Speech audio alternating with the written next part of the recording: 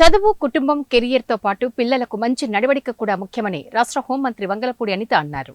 పిల్లల కోసం తల్లిదండ్రులు ఎన్నో త్యాగాలు చేస్తారని, పిల్లల విజయం వెనుక తల్లిదండ్రుల కృషి ఎంతో ఉంటుందని, తల్లిదండ్రులే పిల్లలకు మంచి స్నేహితులని ఆమె తెలిపారు.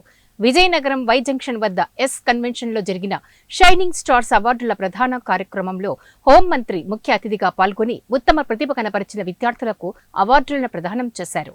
ఈ సందర్భంగా ఆమె మాట్లాడుతూ, పిల్లలకు చదువే భవిష్యత్తు, చదువే పెట్టుబడి అని, ఉన్నత లక్ష్యాలను ఏర్పరచుకొని వాటిని సాధించే మార్గంలో జాగ్రత్త వహించాలని సూచించారు.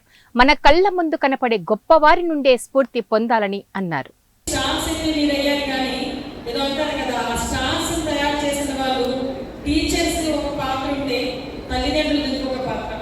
ఎందుకంటే ఈ రోజు మిమ్మల్ని అందరినీ ఈ పొజిషన్లో చదివించడానికి వాళ్ళు ఎన్నో త్యాగాలు చేస్తుంటారు, ఎన్నో